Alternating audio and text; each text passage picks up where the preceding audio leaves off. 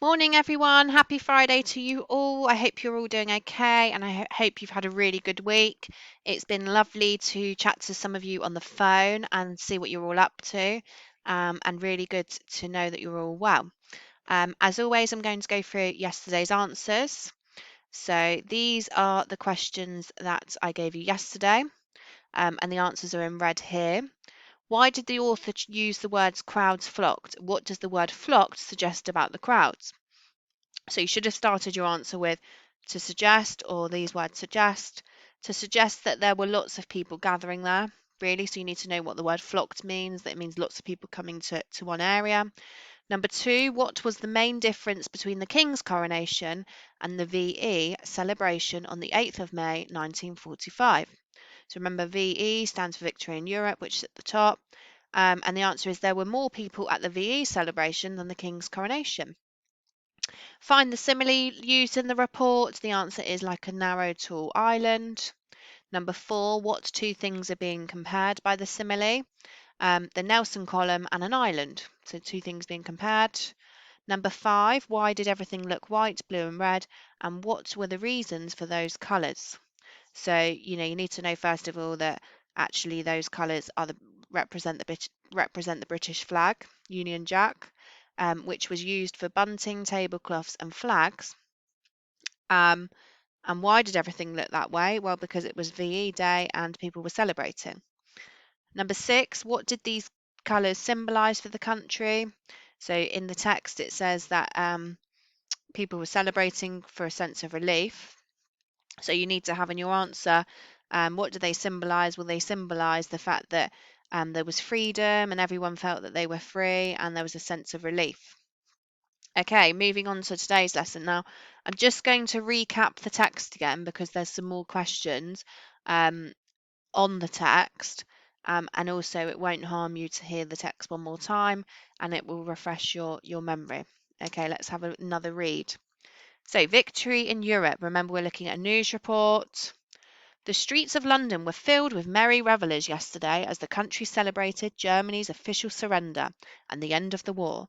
Huge crowds flocked to the capital, with both Trafalgar Square and the Mall filling entirely with cheering people. "It was like nothing I've ever seen before," said Mr. Jones, a bank manager from Penge. "I was here for the King's coronation, and even that didn't feel as full as the Mall did today. Some friends of mine who came over from Trafalgar Square told me the Nelson column looked like a narrow, tall island in the middle of a sea of people. What a day to be alive!" Everywhere one looked in the city, red, white, and blue could be seen. Bunting, flags, tablecloths, even the clothes of some of London's wealthier women matched the colours of the Union Jack. The capital has endured such a horrendous 6 years, bearing the brunt of the Nazis' bombing campaign. For Londoners, hearing that the war is finally over has relieved them of year upon year of tension and pressure. London has been worn down, but it has not been crushed. The city and her people had the taste of true freedom yesterday, and the sense of relief could be felt around the city. "Oh, thank God it's over," said Mrs. Groves, while breathlessly singing a hearty rendition of the national anthem. "To be able to look at the sky and not have to worry that those planes could arrive at any moment is wonderful. I had forgotten what it felt to be carefree. Oh, it is sweet." Sweet for many, but bittersweet for many more. It is estimated the Nazi planes dropped over 1,800 bombs. Okay, so yesterday you did questions 1 to 6. Want you to have a go at questions 7, 8, 9, and 10 today. And we're really focusing in on vocabulary and inference. So question 7, look at the paragraph starting, "The capital had endured." Identify words in this paragraph that mean. So you need to find synonyms for these words here in that paragraph. So remember, this is in italics, which means it tells us as readers that that's in the text. You'll need to go back and you'll need to find that in the text and pause the video to find synonyms for these words. Number 8, "Oh, thank God it's over," said Mrs. Groves, while breathlessly singing a hearty rendition of the national anthem. What does the phrase in bold suggest about Mrs. Groves? If you don't know what the national anthem is, I suggest that you Google it or look on YouTube. I think you'll all know it if you hear it, particularly if you're a football fan or any sporting fan.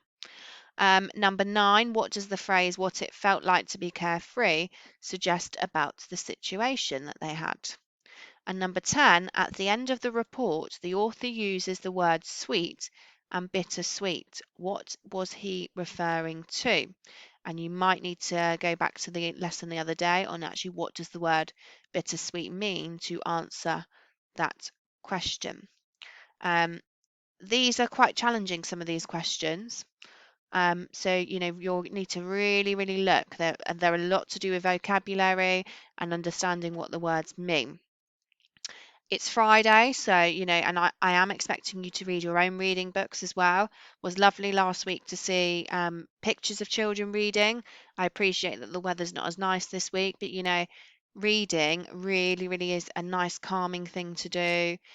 Really helps you. Remember, we are trying to get you ready for year 7, and reading is a massive priority.